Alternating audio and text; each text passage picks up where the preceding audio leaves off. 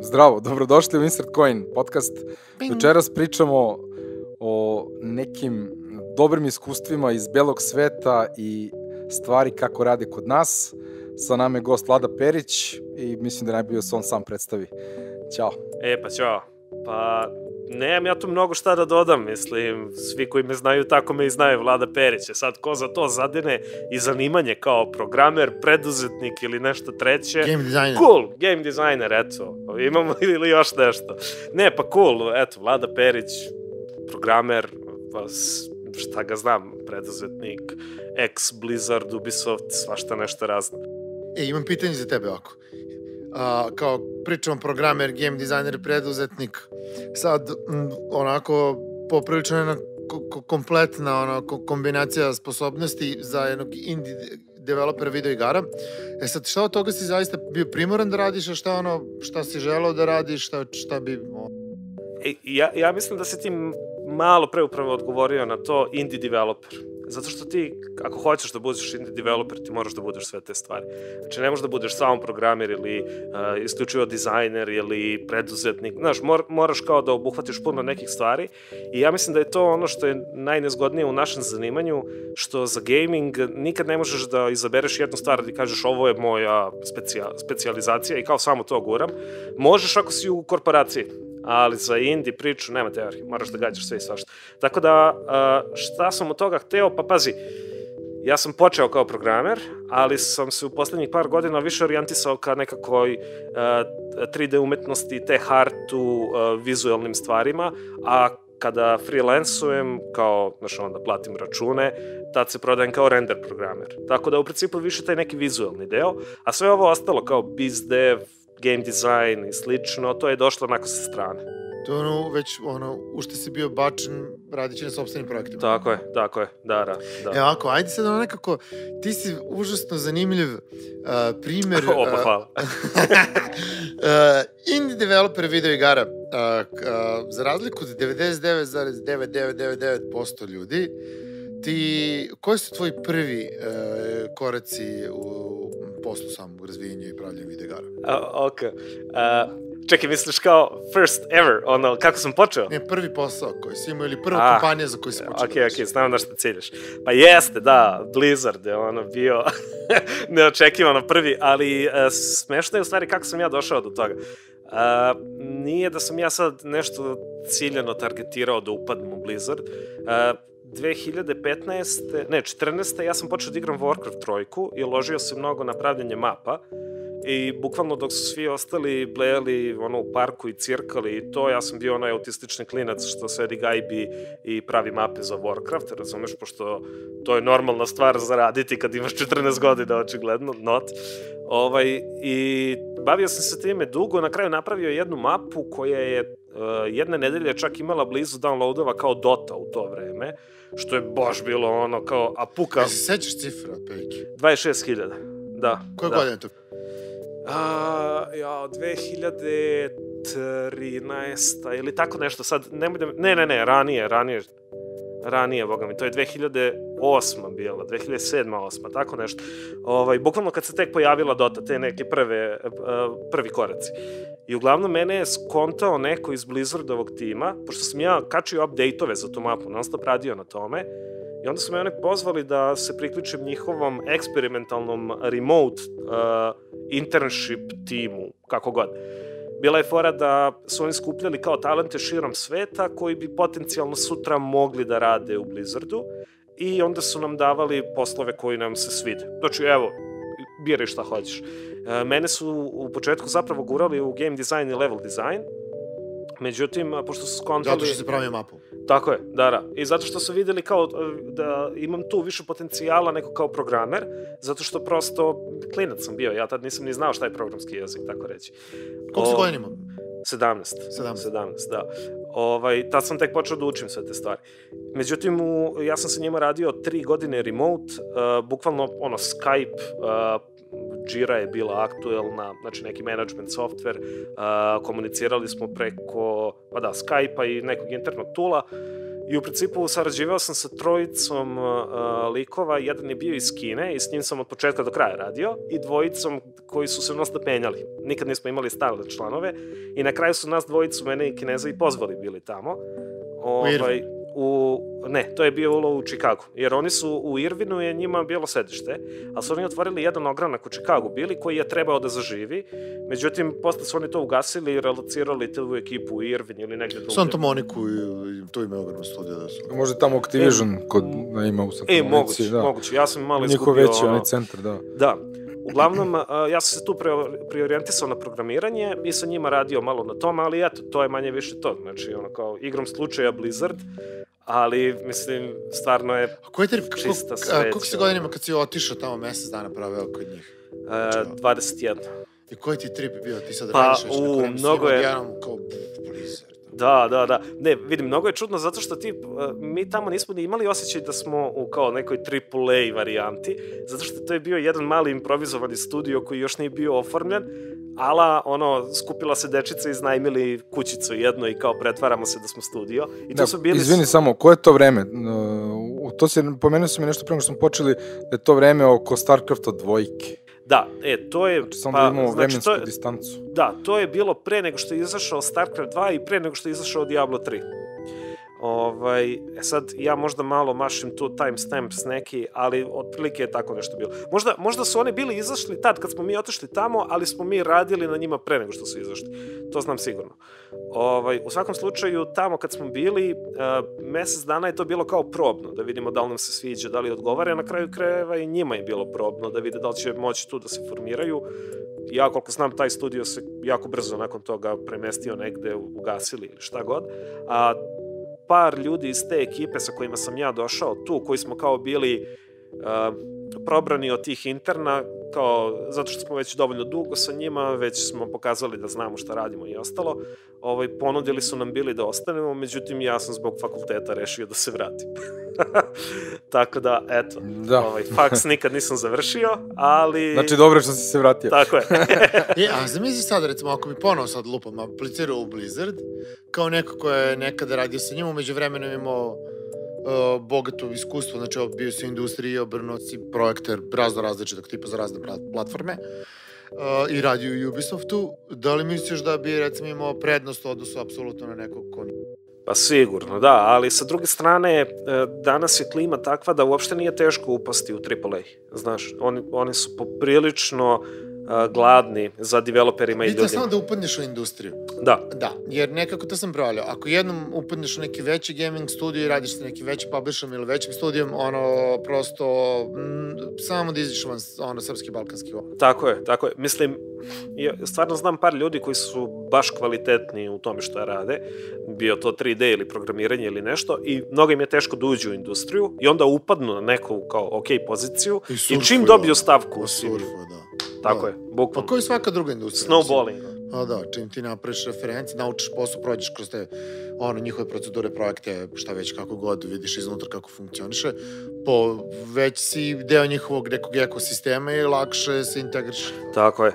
Ja sam tako otišao u bankarstvo da nabuđim CV, ostao sam 9 godina. A dobro, pogrešni čovjek. Da, desi se. No dobro, ja u advertisingu 10 godina, 11, tako da... Super si se ti proveo sa tim Blizzardom od 17.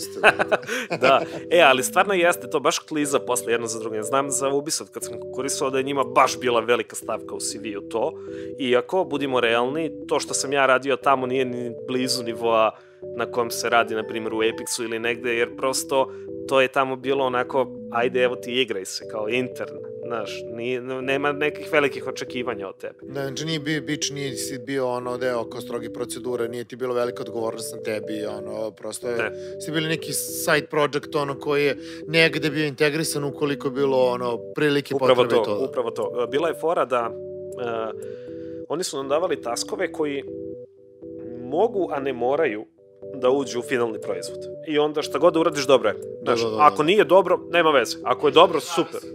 konkretno. Tako je. Znači, nivo odgovornosti nije bio nešto preterano visok, ali tebi je vjerojatno bilo bitno da uradiš najbolje što možeš da bi to imalo smisla. Međutim, znaš, bez obzira na sve to, ljudi koji pogledaju to u CV-u ne znaju kakva je situacija, nego grmiš Blizzard. Piše Blizzard. A ruku na srce, stvarno, svaki privatni projekat koji sam radio, bilo šta što sam napravio, pa i glupavi WordPress sajt za 2 dana, razumeš, je opet bilo daleko odgovornije nego to što sam radio tamo.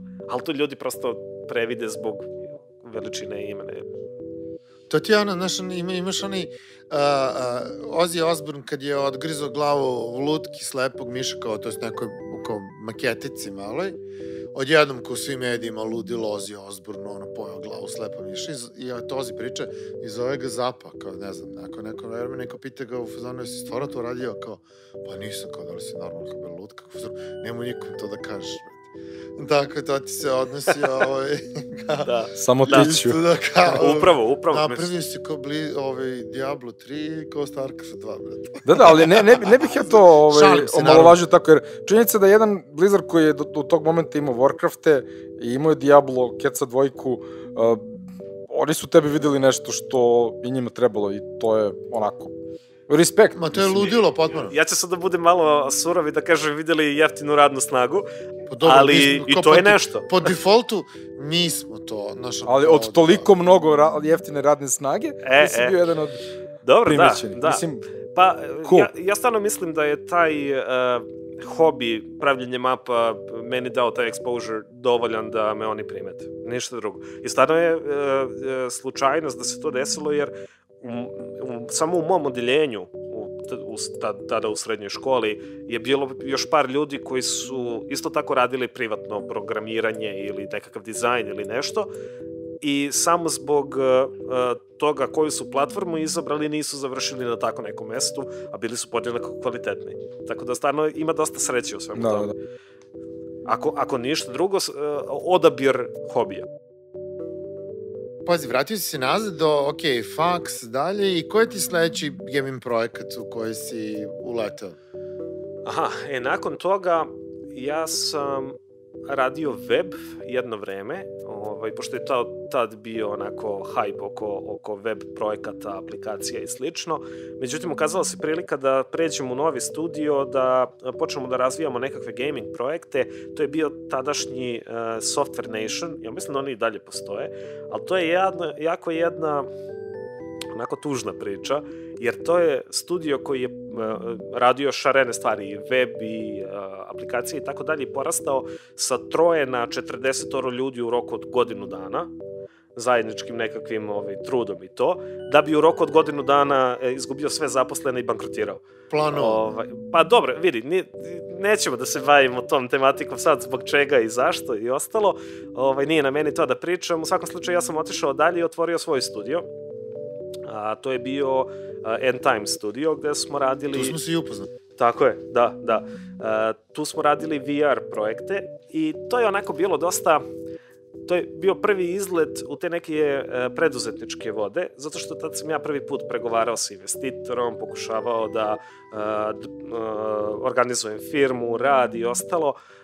Mnogo je tu bilo kakvih grešaka, čak kobnih na kraju, jel te? Ali u principu radili smo tu jednu igru, zvala se Plugged. To je bio kao point and click avantura u VR-u. Mi smo to zvali look and click avantura. I tu smo u principu preležali sve te neke dečije bolesti dizajna za VR igre, jer nismo uopšte, makar ne na vreme, razmišljali o motion sicknessu, što je ono, kada neko prvi put proba VR, obično mu bude muka, jer mozak i telo ne registruju iste stvari i onda dolazi do konflikta. A i tehnologija je tada bila drastično opet drugačija nego danas nekako. Da. Opet standardizovano je sve to ili više. Jeste, mada ja bih i dalje rekao da neki dizajn principi su tu bili glavna smetnja. Pogrešno. Evo, čist primer. Recimo, kod nas u igri mi smo se kretali na joystick, dok je headset bio na glavi, što znači da je muka zagarantovana. Znači, na rollercoasteru. Apsolutno. A druga stvar, recimo, sve što si interagovao u sobi, ti si ciljao pogledom, ali tako što pomeraš glavu, a ne oči, i onda je to bilo jako naporno za vrat, tako da prosto igra nije mogla da se igra. Mi smo nju razvijali jako dugo, a nismo došli do nekakvih boljih rezultata. Jedino što smo ostvarili sa tom igrom jeste što smo na Game Upu, koji je event koji organizuje Mad Head svake godine, 2014. osvojili prvo mesto kao najinovativnija igra, šta ja znam, ali i to je verovatno bilo samo zbog odabira tehnologije, pošto je publika glasala i onda svako ko je došao kao, šta je ovo, kakav je ovo sci-fi, prvi put vide VR. I dobro, i još jedna stvar se desila, imali smo prilike da sarađujemo na toj kampanji i na tom traileru za Green Light za Steam. I to je ono poprilično lako prošla kampanja. Da. I nekako čini mi se da je VR tada još nije bio nekako izdefinisan i mnogo veće očekivanje imao nego danas nakon što se pojavio i Oculus Go i nakon što telefoni mogu da budu VR. A ja mislim da je možda i stvar u tome što tada vi ste kao krenuli pravite VR igru odjednom ni otkuda kao VR. A danas opet imaš strašno puno primjera i već imaš neke kao procedure kao i ne znam mehanike kao principe u samom dizajnu da se zna šta kako radi, šta može, šta ne može. I lakše je sada napraviti VR igru nego pre 6 godina. Vidi, ja mislim da to dovoljno govori o neiskustvu tadašnjem i našem i investitora koji je nas ulagao, zato što pogledaj koliko smo mi koraka pogrešili. Prvo, VR se tek pojavio. Da. Koliko je prodato primjeraka bilo? Da li je bilo 300.000? Dobro je pitanje. A mislim da nije. Mislim da je bilo manje. Oculus u tom vremenu. Da. Mi smo pravili igru za platformu koja se tek pojavila bez tržišta, bez ustaljenih principa. Bez da ste ikad napravili pre toga. Pritom, prva igra koju pravimo u engine-u koji je tek izašao i koji nema support, nema community. Radili smo u Unrealu. Bili smo evanđelisti Unreala u Srbiji. Znači, baš sve greška za greškom. I povrh svega investitor, odnosno jedan naš čovek iz Londona koji dolazi na sve to kaže strava ideja, strava plan.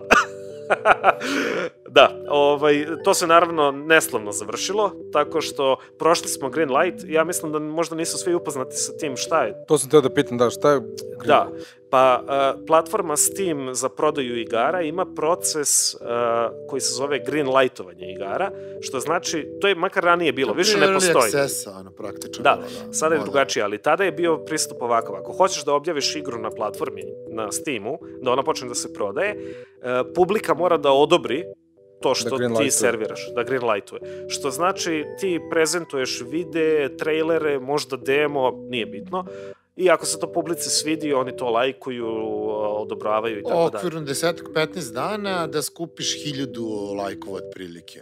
Ja se ne sećam brojki. To je neka kota bila, sećam se.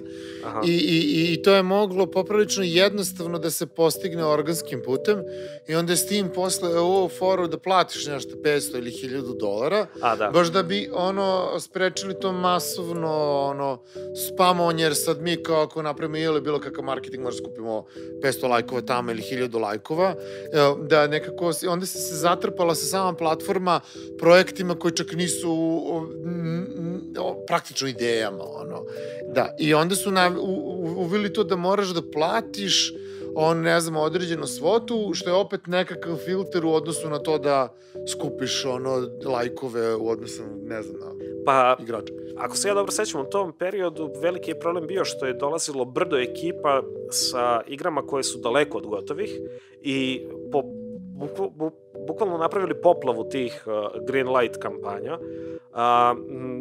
Da li je 10% tih igara ikad završeno i objavljeno, to je sad pitanje. Mislim, i ti ako si neki studio ili indie, šta god, koji je ozbiljen u nameri da napravi igru i ako si došao do nekog momenta, ti već imaš i u planu monetizaciju, onda ta kvota u stvari i nije nešto koliko. Da, ima smisla. Ok, Plugged. Nakon Pluggeda radio si u Apexu. Da. Kada smo zatvorili nakon End Timesa, pardon. Tako je, da. Kada smo End Times na kraju raskrstili sa tim investitorom i rešili da je VR još uvek nezreo da se smatra platformom za publishovanje. Rešili smo da se okrenemo ka mobilu, ali nismo sami došli na tu ideju, nego, sećam se, bila je prilika, bio je nekakav meetup, mi smo tada bili u Naučno-tehnološkom parku, to je bila 2015. godina. Na Zvezdari, da. I tamo su došli ljudi iz Apexa, kao da se upoznaju sa svima i videli su nas na kraju krajeva i mi smo njima rekli da smo u situaciji da smo ostali bez finansijera, da nemamo publishovan projekat i da prosto ako se ništa ne promeni u roku od par meseci da ćemo se raspustiti pa svako svojim putem. Mi smo već tad počeli da tražimo nekakve poslove i to. I uglavnom Mirko, vlasnik Apexa tadašnji, a i sadašnji kraju krajeva, je ponudio da pređemo svi komplet u Apex i da počnemo tamo da zajedno radimo sa njima i onda smo to i uradili, gde smo počeli zajedno da razvijamo mobilne igre i na tome smo radili nekih 1.5 godina otprilike. To je bilo baš cool zato što mi smo, mislim ne samo mi kao End Times ekipa, nego ta jedna ekipa iz Apex od jedno 20 ljudi za manje od 1 godinu napravili 17, između 13 i 17, ja sad ne mogu da se setim tačne cifre, mobilnih igara, što je stvarno baš velika brojka. Nisu bile do kraja, da kažemo, ispeglane, ispolirane i ostalo, ali su bile dovoljno dobre da mogu da krenu sa testiranjem. Međutim, u tom trenutku došlo je do neke komplikacija internih unutar Apexa, sad da ne zalazimo u to, pa smo se svi kolektivno ponovo prebacili na VR. Da te pitam, pazi, u tom trenutku pričat ćemo i sa Mirkom, budući sa ostalim ljudima koji su radili tamo ili imaju veze sa Apexom, ali Apex je tad bio, čini mi se, najveći, ili da? Da, kada smo mi došli, preko 500 ljudi je bilo u Apexu, čini mi se. To je nerealno. Koje je to godine bilo? Čisto onako za ljude koji ne znaju baš puno kao o development sceni video igara, Apex ima oko 500 ljudi zaposlenih koje godine? 2015. Ali vidi, sad ja nisam siguran tačno kad je bilo toliko, to će bolje Mirko ti kaže. Da, naravno, svakako. Ali samo ću kažem koliko je ta, kompanija u tom trenutku, bilo brojna. Ja samo pitanje, je li Apex full domaća kompanija ili je to neki, znači full domaća kompanija, wow, to je baš... Pazi, još pritom, Apex je pre 2 nedelje, možda 3, zvanično postao Playrix, da. Kupljen je od jednog velikog studija za mobilne video igre, da. Ali to će biti druga priča s kojom ćemo pričati. Što znači Playrix? To je firma iz Rusije? Ja mislim Rusije. Da su ih oni kupili? Da, kupili su Apex. Mislim, oni su baš ozbiljna priča. Generalno, Apex je do dan danas najveća gaming firma u Srbiji, što se tiče brojnosti. Sad, po nekim drugim parametrima... A što misliš, ko je veći po brojnosti, Medhead ili Nordeus? Tu su nekako. Pa zavisi kako gledaš. Nordeus u nekom trenutku čini mi se imao 200 ljudi. Dobro, vidit ćemo sad, Uroš treba isto da nam gostuje u januaru, eto, tako da će njega onda da isprepresam, neka ti Uroš odgovori na to. A pozovi i Branka, pa da bude interesantno, malo da obaraju ruke. Ne znam, znaš kako, mislim, Nordeus po meni je definitivno najuspešnija firma ovde kod nas, šta god to značilo. Ali ja lično, na primjer, više volim Medhead zato što oni sebi mnogo više daju za pravo. Imaju mnogo više slobode te neke kreativne da naprave grešku i da se opeku i ovako i onako. Ali sa druge strane, ne znam, malo je manje taj brod pa lakše manevriše. Nemam pojma. Igrom slučaja mi smo se svi na kraju, nakon tih mobilnih igara, vratili na VR u Apexu. I tada je ceo tim se prešaltao da radimo za Samsung Gear VR. Ne znam da li znaš šta je. Altor, da. Projekat se zva Altora. To postoji na Oculus Go Store isto. To je 2016, čini mi se. To postoji i dalje, to je releasovano. Mislim da nije bio neki veliki hit, međutim tu je problem što je on malo promašio taj prozor kada je Gear VR bio aktuelan. I realno taj projekat bi bio super da je izbačen godinu dana ranije, ali je zakasnio. U svakom slučaju... Vizualno izgleda odlično. Odlično. Odlično, neverovatno. Da. Ja sam se usrao kad sam video da je to radio domaći studio, ipak stvarno nisam da on Amerikan. Da. Bio u kontaktu s ljudima odatle, a nisam bio ko posle videogara, ali je neverovatno izgleda igra. Apsolutno, mislim, taj komplet vizualni tim koji je na tome radio, pre svega Vuk Kuna, Marko i Velimir, čini mi se da su oni bili najodgovorniji tu, svaka im čast, stvarno, baš su vizualno pokidali. U svakom slučaju, ja sam negde na polovini tog projekta izašao iz Apexa. Reč je bilo o tome da mi smo negde 2016. u aprilu, moj najbolji drug i ja, Vuk Spalajković i ja, smo bili malo... To je taj Vuk Baltora koji radi s tom Apex. Da.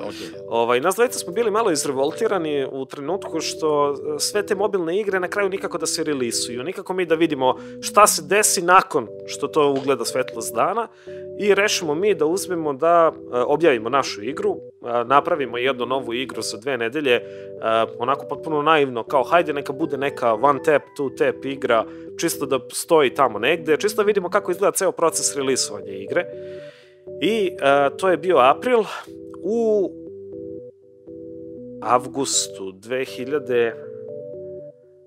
Sam da razmislim, sad je malo mešan tu neke stvari. Ne, mi smo objavili tu igru, za njom još 1, 2, 3, Izvini, kao samo, 3 sorts. Za 2 nedelje napravili ste jednu igru. Da. Ali što dovoljno govori o kvalitetu te igre. Okay, ali to je nešto što je urađeno i relisovano. Jeste. Velika stvar. Znači ono kao... To je velika stvar. Doći ćemo do toga. Igra je živela. Apsolutno. Mislim, do dan danas meni je Blade Bouncer možda najveći lični uspeh. Najprofitabilniji. Apsolutno. Ali ajde, to ću onako kao šlag na tortu dodam nakon priče o Ubisoftu. U svakom slučaju, tada u Apexu je već počelo malo da se osjeća taj pritisak finansijski i ostalo.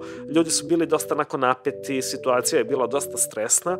Dosta ljudi je već i otišlo u tom trenutku iz firme. Prosto nije bilo sjajno zato što je tenzija bila velika. Ja ne mislim da je niko konkretno kriv za tu, nego je prosto situacija takva. Mirko će to mnogo bolje da objasni nego ja u svakom slučaju, zašto i šta. Kad imaš 500 ljudi, to je najavi pa kao... Da, mislim, tad je to već počelo to da se osipa polako, ali su problemi tu već bili evidentni. Na kraju krajeva, napraviti firmu od 500 ljudi u Srbiji, gaming firmu i držati to na okupu... Telenor je jednom trenutku ima 950.000 zaposlenih. Ne, Telenor ima 1200. Ja kad sam bio Telenor. Eto, najveći trenutku, ja znam da to je podatak. Pa da. U svakom slučaju, ja sam tada dobio ponudu da pređemo u Ubisoft, zato što su oni otvorili studio, bili u Beogradu i čuli su nekako za mene, ja za njih, nebitno prijavio se i sad njima je test bio u C++-u, ja sam C++ zadnji put radio u Blizzardu, što je baš bilo tad već odavno. I ništa, prođem ja jedva nekako taj test, međutim shvate oni da imam ja potencijala, pošto sam radio i kao lead developer u Apexu i na svojim nekim projektima i vamo i onamo i kao ništa, skontaćemo se mi.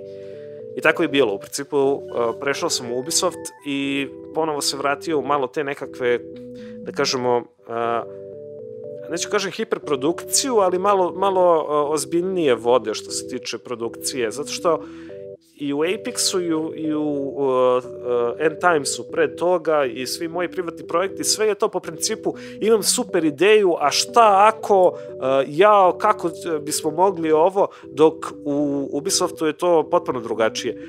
Probudiš se, odeš na posao i čekate lista zadataka koje treba da obaviš, koje je neko drugi već izdumao, tako da taj kreativni aspekt je dosta onako suzbijan tamo. Ima mnogo kreativnog aspekta u samom programiranju tamo, jer treba rešiti 1.001 problem i ja lično nisam neki preterani fan toga, ali tih tehničkih izazova stvarno ima puno. Igra slučaja je bila to da su u tom trenutku u Ubisoftu uglavnom radili ljudi sa jakim tehničkim backgroundom. Obično ti sjećam, samo nastavi, nadoveži se na to, što već pričaš, koji ste igre radili u Ubisoftu i da li ste radili samo beogradski tim ili ste delili zadatke sa drugim timom? Da, pa... Znači ti si bio Ubisoft Beograd? Tako je, okay. Da. Ovako, znači, oni su malo pre nego što sam ja došao, došli kolektivno sa obuke iz Bukurešta. Što znači da je... To je regionalni centar. Tako je. I u Bukureštu postoji 2000 i nešto ljudi koji rade za Ubisoft, a tada je bilo još toliko koji su radili u Game Loftu, koji je takođe bio deo Ubisofta u tom trenutku. Tako da, u stvari je bilo oko 4000 ljudi u Ubisoftu Bukurešt u trenutku kada je u Beogradu bilo 15 ili 10. Ja sam došao... Ali 10, ne 10.000, da, 100 tiraž ga, 10. nego 10. 10, tačka. To je skoro ku Irvana, brate. Da.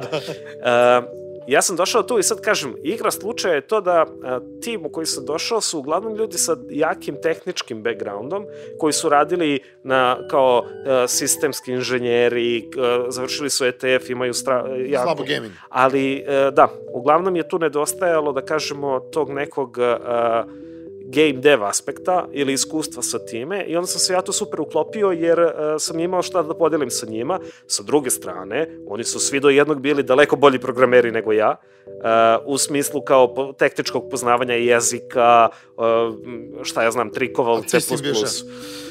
Kasnije, da. U čemu si radilo? U kom jeziku? C++. Znači, to i sad, to ja kažem. Mislim, ljudi sa kojima sam radio, uglavnom, svi kažu da sam ja dobar programer, kao što se tiče problem solvinga, ali meni uvek fali malo taj tehnički deo, jer od Blizzarda na ovamo, ja sve radim ad hoc i po principu snađi se.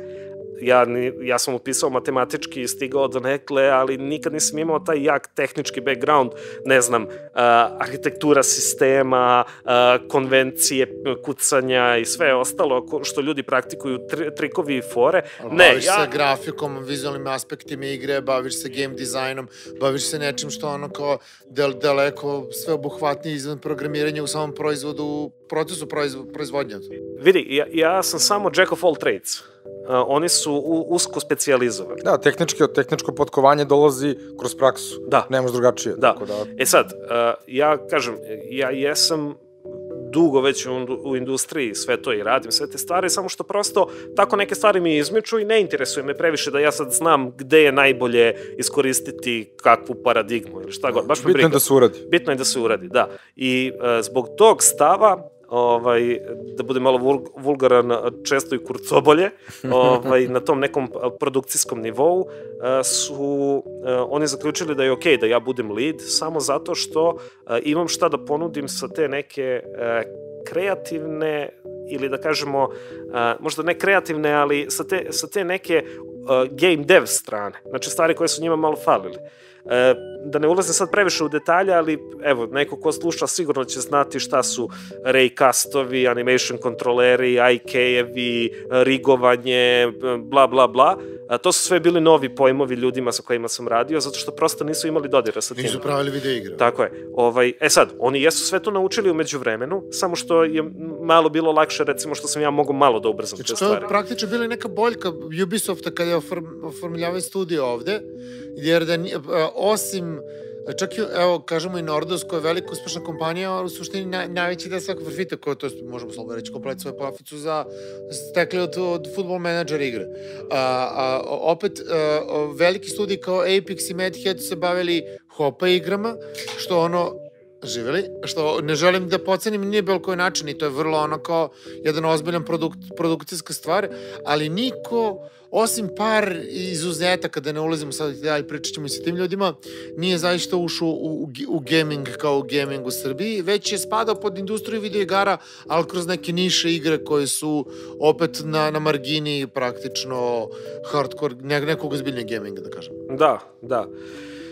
Pa, šareno je dosta.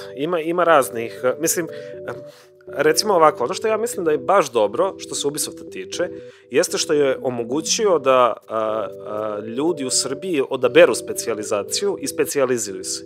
Zato što, recimo, do tad i u Apexu, i u Mad Headu, i u Nordeusu na kraju krajeva, ljudi su dosta često to jack of all trades. Znači, znam sve pomalo, baratam sa dosta nekih stvari, čak i ljudi koji su se bavili recimo soundom u Apexu, često su morali da zalaze u kod i da barataju... Kao naš izvršni producent. Na primjer. Dragi drugar ovde prisutan. Da sarađuju sa ostalim članovima tima i da izlaze malo iz comfort zone, što recimo u Ubisoftu ne funkcioniše tako. Ako ja prepoznam da je meni zadat nekakav zadatak koji je možda bolji za nekakvog game dizajnera ili za nekog render programera, ja ću samo nonšalantno da ga prosledim njemu i da ne razmišljam o tome. A kada si u indie priči, ti nemaš taj luksuz. Nego, bato, ako tebi ne radi igra kako treba, ti ćeš da googlaš i da... Tako je, da.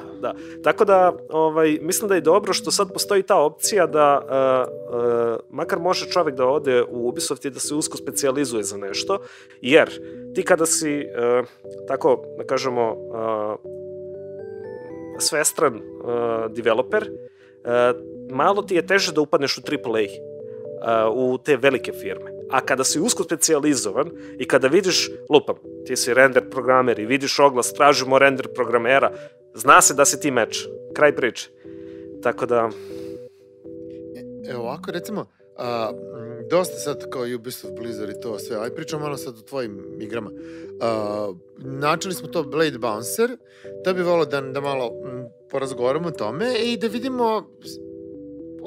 malo popričamo o igri Crimson City Blues koja je praktično izlaša zbog toga što si ti na Blade Bounceru stekao neka sredstva da bi mogo da finansiraš projekat koji je sjajan, neverovatan i ja sam imao priliku da prisustvujem mesecima kako se razvijao i da vidim kako je na kraju ispao i dalje da pričamo o tvojim projektima sledećim, tako da Blade Bouncer. Da, pa evo ovako, znači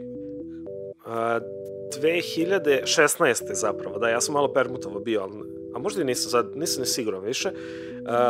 2016. recimo da je bilo, ona igra koju sam ja objavio sa Vukom u Apexu je samo odjednom počela da dobija traction. Znači, ona je imala 1000 downloadova do tog trenutka, u roku od godinu dana. Znači, ništa, bukvalno ništa. Sećam se da je ona na reklamama... Koji tip igre, koja je faza? Koji je tip igre? Pa akciona, arkadna igra. Znači kao ti... Platforma, kao platformer neki. Pa nije baš, 3D je, top down je onako. Ti upravljaš Beybladeom, što je kao ona neka čigra igračka što se klinci lože. Klinac moj to igram, da. Ti upravljaš jednim tim i napadaju ti neprijatelji onako endless i ti samo treba što duže da preživiš. I to je to. I na jednu stranu skrećeš desno, na drugu stranu skrećeš levo, kraj priče. Znači, ono, toliko je jednostavno. Fizika. I ta igra je stajala na storu godinu dana, 1000 downloadova, na AdSense-u zaradila nam je bila $1, evro. Sjeća se da je bila priča, kad zarade 3 evra, kupit ćemo pivo i eto, smatramo da smo uspeli jer smo kupili pivo od igre. A previdjet ćemo to što je samo objavljivanje igre koštalo $100, pošto moraš da napraviš ovaj nalog. Desi se avgust 2017. 16. kadli, ne mogu da se setim, ali mogu da pogledam i pogledat ću posle, kada Beyblade počinje da se reprizira u Indiji. Što će kažeš, fičerovane kroz Indiji? Ona nije fičerovana nikako. Znači, samo pitanje, je li ona bila pod licencom Beyblade-a? Ne. Samo jedna mala digresija da objasnimo slušalcima šta je Beyblade. Ja to igrom slučaja znam, pošto moj klinac se sad trenutno loži na to. Beyblade je japansko-korejski, nisam 100% siguran dakle dolazi. To su čigre, koje imate, to je fizička igračka, imaš potezač, povučeš i ona se vrti dok nestane. I sad, kad kupiš jedan plastični lavor, faktički neku vrstu arene, kako oni to zovu, ubaciš 2 Beyblade-a, 2 drugara puste svako svoj Beyblade i onda su oni super brzo vrte i sudaraju. I oni su napravljeni... Možda buđeš, upgrade-už... Da, i oni su napravljeni tako da mogu da se odbiju jedan od drugog. Ako imaš teži Beyblade, možda će biti teže da ga neko razvali, ali ako imaš brži, moći će da izbegne. Znači, bukvalno korišćenje fizike na najbazičniji način uz nenormalan branding. To je to. I malo kinta koje uložiš da nabuđeš bodlje na toj... Ne, ali ja pričam o fizičkoj igri. Ovo je fizička igra. Ovo su igračke. Znači, ovo su igračke. I sad, idemo dalje. Kroz razvoj mobilnih igara Beyblade kao franšiza koja postoji već dosta dugo i nekoliko generacija različitih tih fizičkih igračaka postoje, oni su napravili i video igru Beyblade. I sad, moje pitanje ovde je bilo da li je tvoja igra vezana za franšizu ili je bila no name na tu temu? To je bezobrazni rip-off bio. Znači, o čemu se radi?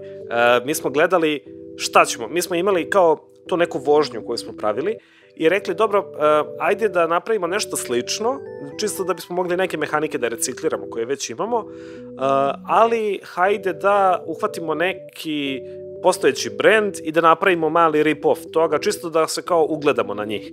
I onda smo gledali šta gde ima i recimo konkretno za Beyblade je bilo jako malo igara, jedna oficijalna i ostalo je bilo baš trash onako.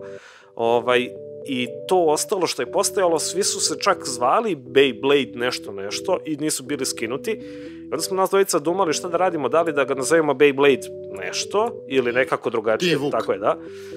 I onda smo rekli, ok, ajde da ga ne zovemo Beyblade, nek se zove Blade Bouncer, samo ćemo u opisu pomenuti da je inspirisan Beybladeom i to je to. Niko se nije bunio, sve je bilo legit, igra je bila simple i kažem, ona je blejala na storu tako nepromovisana i organski počela da raste u avgustu, da bi za nedelju... Koje to godine? Koje godine? E pa, ajde sad ću da vam kažem. Zato što nisam siguran, svaki put zaboravim. Beyblade inače sezonski izbacuje nove, bio je, ne znam, Beyblade Metal, pa Beyblade Burst, pa onda Beyblade Burst 6, pa ne znam, čim ih mali milion, znači, i oni to jednom godišnje ili možda malo ređe izbacuju nešto novo što je, faktički oni refreshuju samo svoj brand da bi boostovali prodaju i to je to. I vi ste vjerojatno zapali u neki od tih marketičkih njihovih akcija. Sad sam video, mi smo objavili 2016. ali je boom se desio 2017. Znači ona je godinu dana bukvalno blejala i evo samo da vam pokažem grafikon, čisto da vidiš ti. Da, znači ovo izgleda kao jedna velika ravnica i Burj Khalifa. Ne, Burj Al Arab, Burj Khalifa u sred pustinje.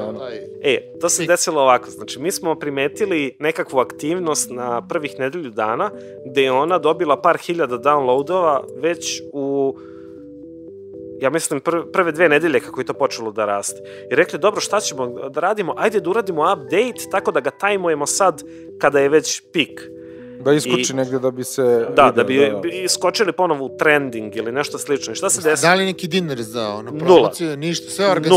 Nula. Kategorički smo odbijali da damo bilo šta više nego što smo već dali za release. Znači, vi ste sa ukupno 1000 skinutih igara došli od toga da po nekoliko hiljada se skida u nekom kraćem nedeljno. I onda smo mi uradili update u roku od 2 nedelje, jer smo na njemu malo više radili. Šta je izašlo u update-u? Nešto krucijalno ili... Update je promenio UI potpuno, znači interfejs je potpuno drugačiji.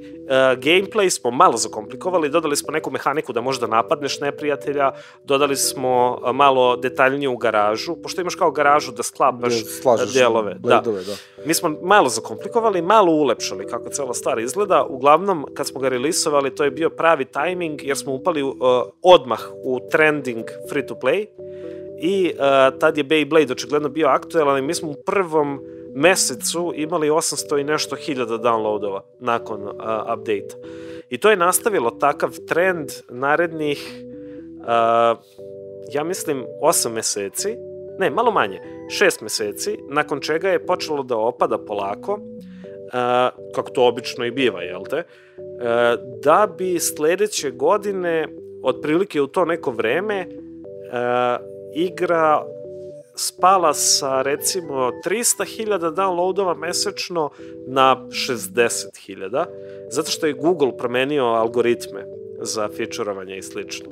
Tako da je to malo promenilo situaciju. Ali u svakom slučaju, s obzirom koliko smo mi na tome radili, što je... Koliko ukupno downloadova je na kraju? Danas 3.600.000. Znači sa 1000 na milionske cifre. Da. Carski. Da, to je, mislim, vreme da kad izašao Beyblade Burst, koji je, to je moj klinac, tačno zahvatio, on je tad 5 godina imao i to je tačno taj moment.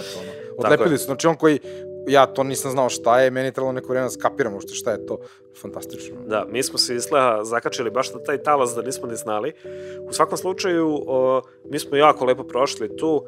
Nismo, pošto smo u Srbiji i nismo otvarali firmu nigde drugde, nismo imali opciju da prodajemo bilo šta u igri. Nego, da, to sam teo pitan, kakva je bila monetizacija kroz igru?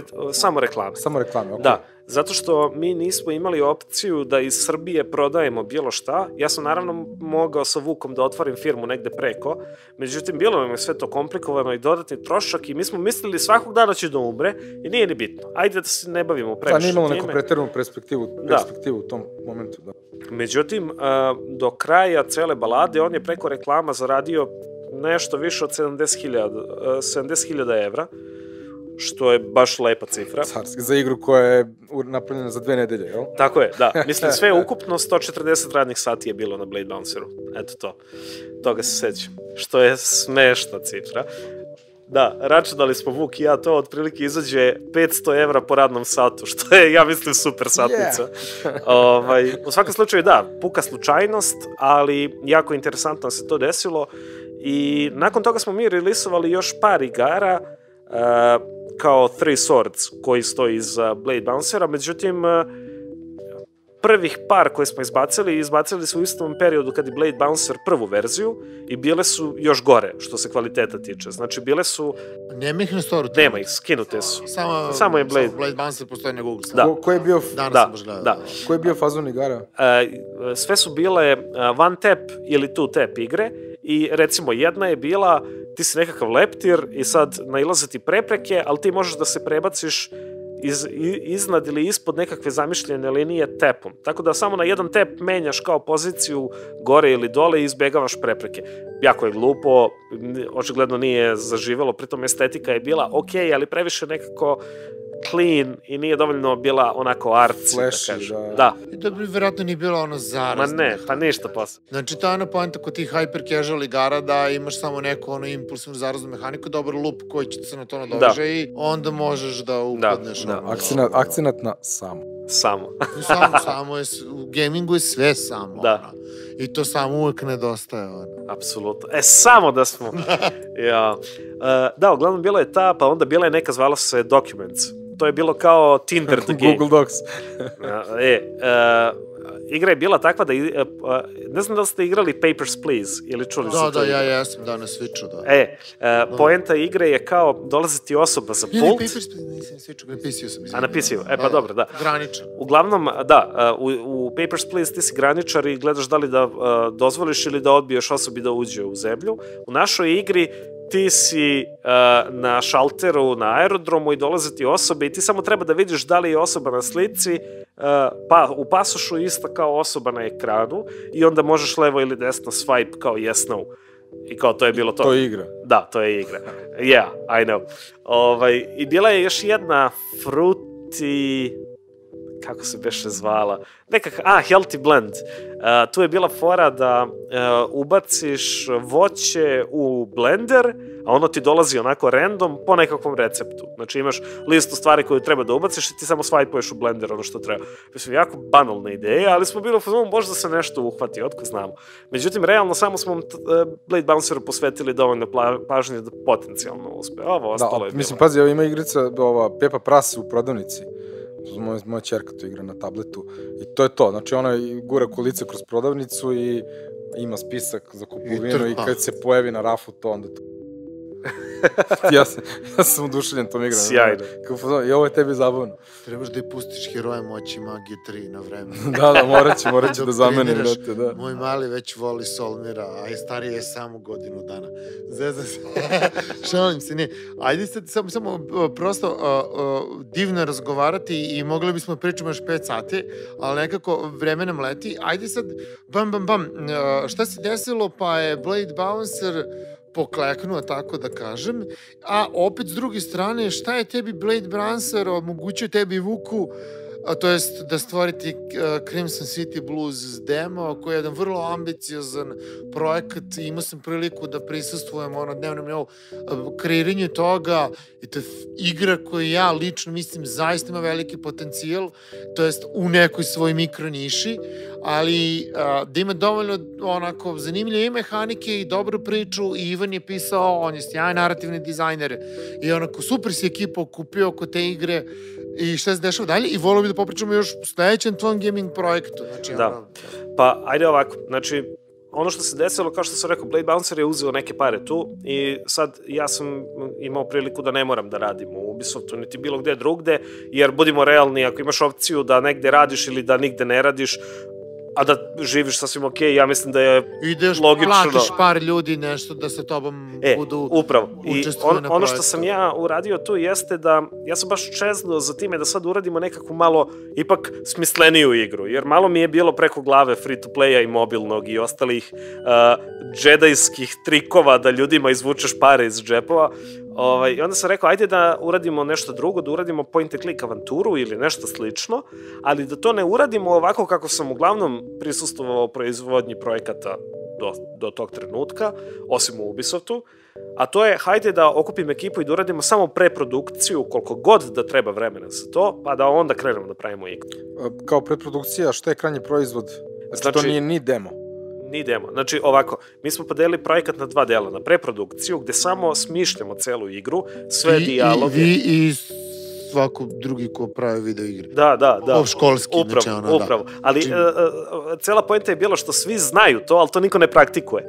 I ja sam baš rekao, ne, ajde da praktikujemo. Osim kad radiš za publishera od starta, onda imaš priliku, kao to, znajući sad tako, recimo, vratno kapir mi kad radiš sa Big Fishom ili tako nekim niša publisherima koji te plaćaju po milestonovima, onda kreneš da radiš preprodukciju, pa te plate preprodukciju, pa kreneš da radiš prototip, pa te plate prototip, pa demo, pa limited, bla, i tako to. Pa, verujem, da. Osim što, kažem ti, mimo Ubisofta, ja nisam imao priliku... Jedino u tom scenariju gde si sistemski ušemljen da moraš tako da radiš, ne bili prošao ceo proces dobio pare za svaki dan. Pa dobro, da. Ja ti kažem, nama je samo nekako bio cilj da tu praksu primenimo na jedan indie projekat i da probamo da to tako izvedemo. I mi smo u principu okupili ekipu, tu je bio game dizajner Bogdan Pavlović, narativni dizajner Ivan Branković. Koji je, izvini, samo za Ivana da uletim, pošto smo drugari i poznajemo se, bitan je i ono zanimljiv je veoma i volao bi njega da imamo ovde da pričamo o stripu koje je radio i igri narativno koje radio za Apex, on između ostalog. Da, vidiš, on je, na primjer, napisao celu knjigu radići na toj preprodukciji. U svakom slučaju... Roman misliš? Da. Bio je on tu, bio je vizualni dizajner za tu igru Dušan Marić, bio nam je... Dušan je bio prvi gaming projekt. Tako je, da. On je jako talentovan dizajner koji je samo rešio da se oproba u 3D-u i briljirao u tome. Da. I u toj ekipi bio je još i Stevan Janković, koji nam je pomagao takođe oko game dizajna i oko menadžmenta malo. I u svakom slučaju ideja je bila da uradimo preprodukciju, pa da onda nakon toga idemo u produkciju ozbiljniju i da izbacimo tu igru, da ona sama sebe rekupuje, to jest da vrati uložene pare i to je to. Međutim, šta se desi? Mi privodimo preprodukciju u kraju, počinjemo sa prototipovanjem. U tom trenutku Google menja algoritme za prikazivanje igara na storu. Da, za featuranje igara. I to je bio prvi veliki jaz gde je Google tehnički razdvojio velike publishere i manje indie studije. Napred 2 kategorije generalno. Evo, čisto da pojasnimo zašto. Zato što do tog trenutka organski je čovek mogao da ima veliki broj downloadova bez da uloži neke velike pare. Od tog trenutka to više nije opcija. Kao da su nekako to što kaže Dušan razdelili ljude na platiše i ove koji se voze. Da, favorizovanje onih koji donesu novac. Znaš, ako si key account, veliki publisher, ili developer koji ima dosta, imaju profita od njega, kao lupam, da li si Outfit 7 ili si kao ne znam, ono, kao Fire Games, nebitno. A, da. Da, ali neko ko im donosi veliku trakciju i veliki profit, Da. odmah su ih razdvojili od onog što su oni smatrali nekako tome da je moj doživlje. Indie šum, onako, manji studiji koji ono se bore za parče hleba, bukvalno na ne gaming tržištu, od giganata od kojih oni praktično žive, a ovi su im maltene nebitni za revenju. Šta ti misliš? Znaš da one glasine, da su to upravo ovi giganti lobirali i ostalo? To mi je sasvim moguće, ono. Zato što je dosta se pojavilo onako nezavisnog gaming izdavaštva. To gledam nekako ne sad po individualnim primjerima, nego već mali studiji koji su, ili ljudi koji su radili većim studijama, pa su osnovali neke studije, i onda su kao, ti imaš sad kao, ne znam, Fingersoft, znaš, ono, kao imaš sad su pojavili tako ogromni igrači, koji pre određenog, ne znam, malog broja godina nisu postojali. Tako da kažem da se ne frem sa ciframa. Ali nekako, odjednom, to je velika razlika između njih i između nekog koja kao outfit ima 9 milijarde downloadova. Znači, i onda bi zaštitili ove od kojima uzimaju kintu, realno na dnevnom nivou, su satrali malo ovu indie ekipu koja i dalje top njih je ono bilo nerealno zarađivalo, mislim da. Pa, ja mislim da postoji neka korelacija, ali, ok, aj sad da se vratim na ovo, čisto u tom periodu zbog te promene nama je profit od Blade Bouncera opao drastično. Sad, ajde da lupim. Ja mislim da je do tog meseca uzimao negde oko 4 soma na reklame. 4 soma mesečno. Da, na reklame. To je bitno. Znači, reći da je to bilo potpuno organski i potpuno na reklame, bez ikakvih in-app purchase-a. Nula. Bez ikakve ono kao metagame monetizacije. Ništa. Bez ičega što je ono kao vezano, čega suštinski dobre videoigre, mobilne videoigre zarađuju. A pazi, taj Beyblade inače ozbiljno monetizuje skinove, dodatke, šta god hoćeš. Mape, da. Što samo govori, ako je naša cifra tolika... Zašto niste to uradili? Poenta upravo, kao što sam malo pre rekao, je to da mi smo u svakom trenutku mislili, to je to, ovo će da umre u bilo kom trenutku. Ako mi sad uzmemo da se previše nešto investiramo u to, ja u tom trenutku nisam bio spreman na taj rizik, jer prosto i Vuk i ja smo bili u fazonu kako došlo, tako otišlo. Pa šta nam Bog da? I super prošlo. I u svakom slučaju, do tog trenutka, eto kažem, uzimao je 4000 otprilike mesečno. Od te promene algoritma on je pao na 800. A da se razumemo, ja druge prihode u datom trenutku nisam imao, osim Blade Bouncera. Izvini, samo jedno praktično pitanje. Taj novac koji ti legne, kako ga izlučiš? Imaš neke provizije na to? Preko paušalca. Ne postoje, zato što... To je pitanje, znači ti sad prodaješ to negde na nekom Google Store-u koja je američka kompanija. Da. Kako ti dobiješ te novac? Ovako smo mi to izveli, pošto N-Time Studio kao firma i dalje postoji u smislu moji roditelji imaju štampariju koja je samo preimenovana, to je DOO koji je ranije postojao, preimenovan u N-Time Studio i dalje postoji tamo negde, pošto je njemu kao šifra delatnosti dodat IT, u nekom širem smislu, kada smo mi počeli da zarađujemo od toga i kada je Google već bio u fazonu, mi bi da vam isplatimo nešto, ali znaš, to ne ide baš na privatni račun, daj napravite firmu, mi smo samo uzeli i povezali N-Time Studio kao firmu na koju će da isplaćuje Google. Sad, pošto je to DOO, a isplatilac... Sa pravnim licem, znači ono. Da, pravno lice. Pošto je to DOO, a isplatilac je druga firma iz inostranstva, ne postoji PDV, ne postoji nikakav porez, jer Srbija ima te, kako se to kaže... Beneficije? Subvencije ili šta li. Odnose, tako nešto mi nekako. Poenta je da ako ležu pare iz inostranstva, oni ne oporezuju, jer žele da ohrabre naše privrednike da uvoze pare u državu. Fair enough, meni to cool. Sad, mi smo dalje imali... Podsticaj za razvoj. Upravo. A i Vuk i ja smo imali paušalne agencije preko kojih smo onda izlačili to. Što, mislim, više nije nikakva, to je već javna tajna, to svi rade. Izvijem samo pitanje, Google uzima neki procenat od tog novca? Pa vidiš, tebi Google... Uvijek je to problem, ti kao, uzao sam, ne znam, 100.000, a realno nisi uzao toliko. Ne. Još je gore od toga, ja bih rekao. Tebi piše, ti si zaradio 100.000 evra. To je revenue. I to kaže tebi Google i ti kažeš, dobro, super, pa koliko je od toga moje? 100.000 je tvoje. I tebi leknu od pare i ti ovako staneš i zamisliš, pa čekaj, šta tu zaradi Google? Fora je što ne znaš. Zato što na svaku tvoju reklamu, ako si ti uzeo cent, Google je uzeo 3, Google je uzeo 5, ti to ne znaš. I to je bukvalno javna tajna koju oni ne dele sa ljudima. Oni kažu 50-50, ali ti to ne možeš da znaš. 50-50, kao da. Tako da, da, ne znam. Ajde malo Crimson City Blues. Izvini, molim te što prekidam. Zato što bih volao da popričamo o Crimson City Bluesu i o mobilnom RPG-u na kojem radiš već neko vreme sam i sa već proširenom ekipom i da vidimo nekako koji su planovi za te dve igre, prosto jer nekako vidimo da si naložen i lud ceo život i da hoćeš da praviš video igre bez obzira što sad živiš u neke druge stvari. Pa evo ovako, ajde da poentiramo ovde što se Crimsona tiče. Znači, nakon što je Blade Bouncer quote and quote puko, ja nisam imao financije da dalje plaćam tu ekipu i on je ostao u tom nekom limbu nezavršenosti, da kažemo. Preprodukcija je skoro pa gotova. Za Crimson City Blues pričam, da.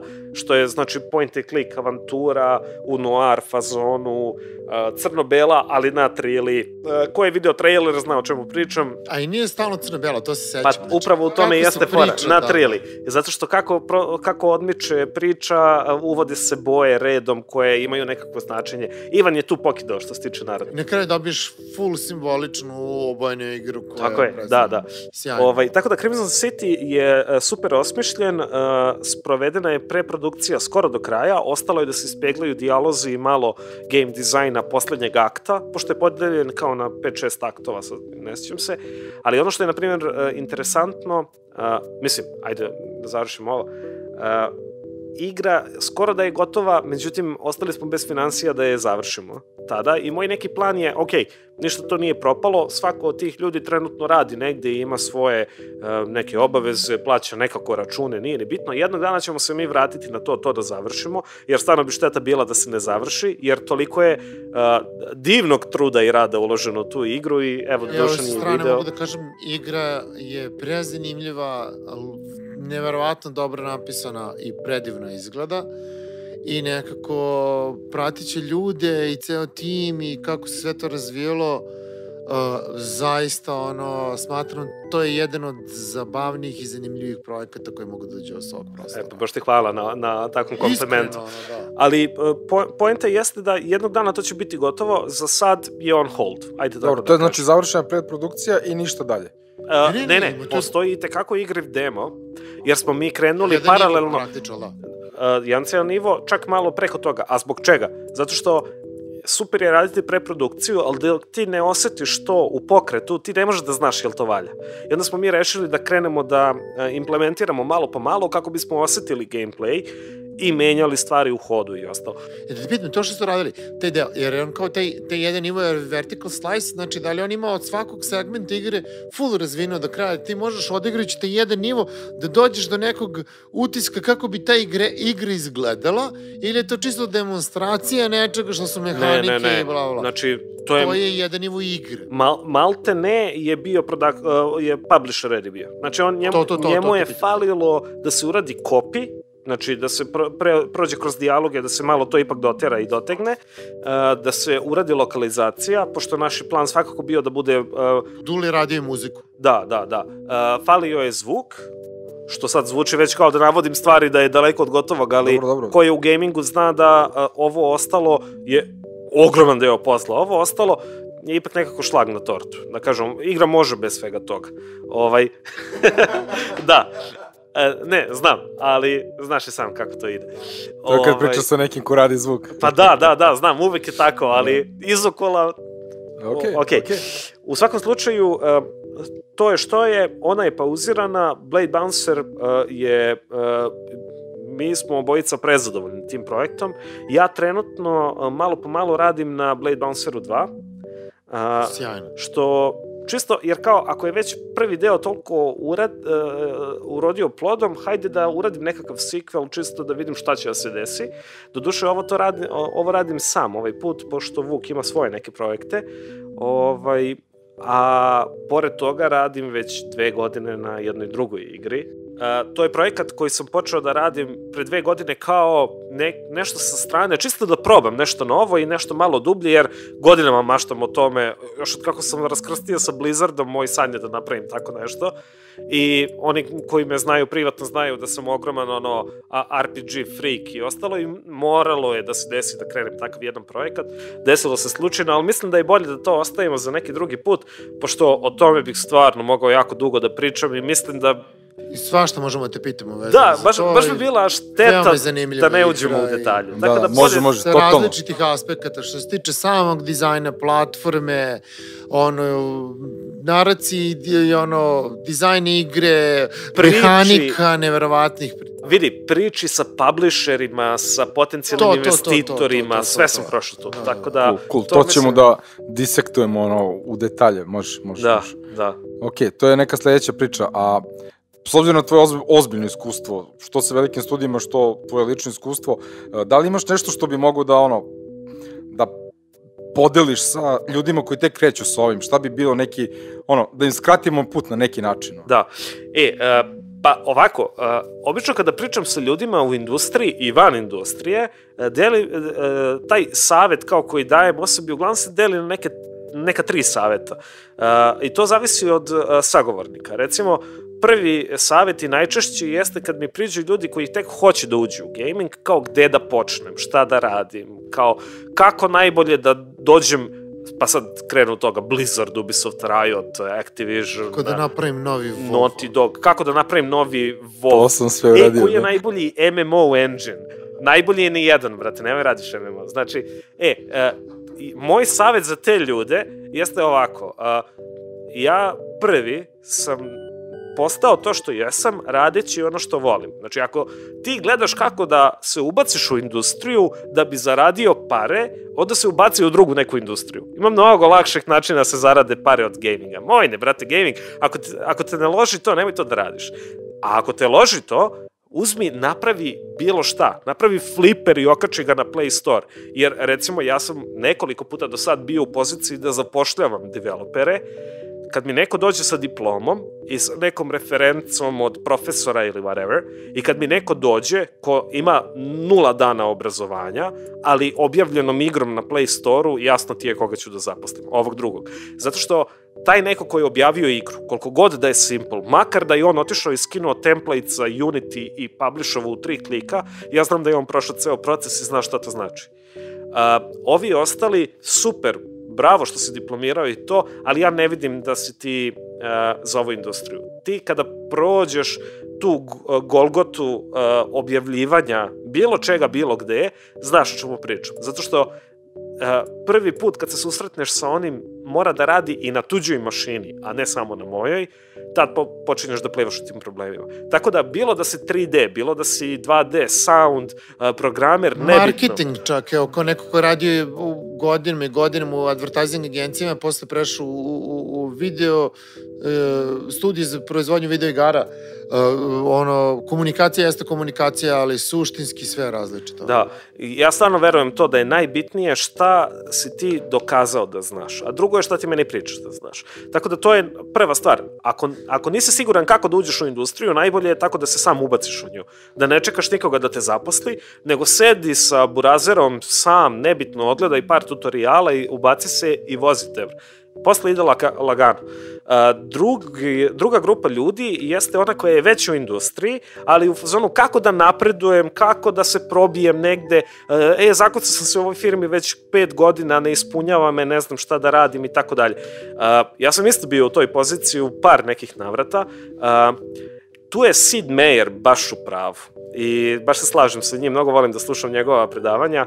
On kaže kada se nađete u tom nekom, on to zove Valley of Despair, za projekat, za lični život, za nešto, nije bitno o čemu se radi, kaže napravi neku drastičnu promenu i izbaci se iz comfort zone, znači radiš u nekoj firmi 5 godina, daj otkaz sutra, ako nisi zadovoljan, probi da nađeš freelance posao, da vidiš kakvi ti sve skillovi trebaju. Znaš zašto? Zato što nije dovoljno da si producent ili programer, nego moraš da poradiš na salesu, moraš da poradiš na prezentaciji, na komunikaciji, na mnogo nekih stvari dok ti ne dođeš do neke kinte i onda kažeš ovo je bilo gadno, ali daj da probamo opet. I to te unapredi za 2 meseca mnogo više nego 5 godina stagnacije u bilo kojoj firmi.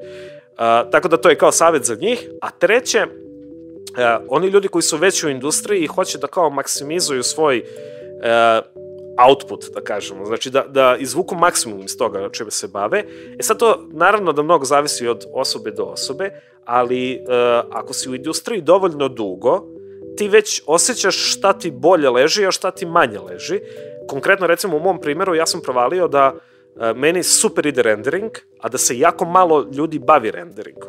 I onda sam ja došao u poziciju da ja, kad god dođem u neku novu firmu, mi popričamo šta ja znam, šta ne znam, i u roku od 5 minuta ja njih ubedim da oni ne znaju rendering, da im ja trebam, da ja dođem tu, da sam diktiram platu, da sam diktiram uslove, jer oni nemaju nikoga da mi kaže ne.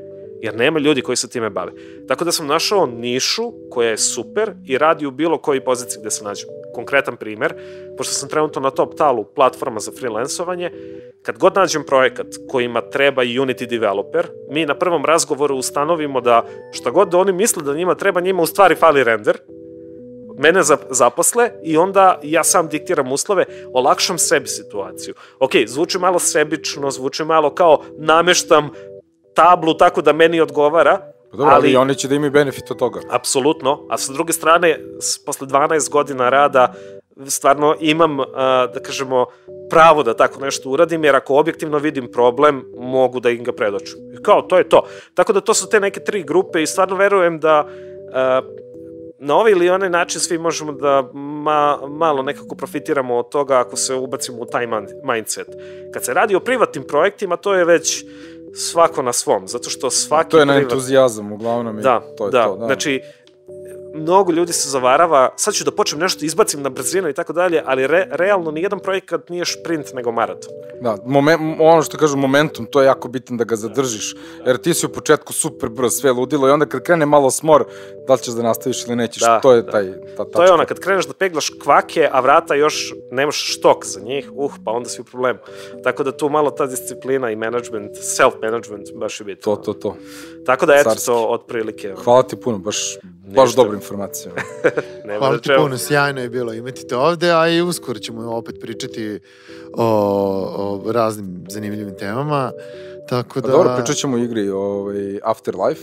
To je radni naziv, po duše. To je radni naziv, da. Vidjet ćemo kako će bude naknadni, ali baš jedva čekam pričamo o tome. To je onako jedan vrlo ambiciozan projekat, obećavajući projekat, a opet je onako vrlo rizičan jer je među 2 sveta i u principu nekako stvarno dosta toga može se pričati i o samoj igri i o plasiranju igre, o potencijalnim načinima kako možemo da dođe do toga, kako želiš da dođe do toga da se zaista igra objavi, izvede, proizvede i na kraju...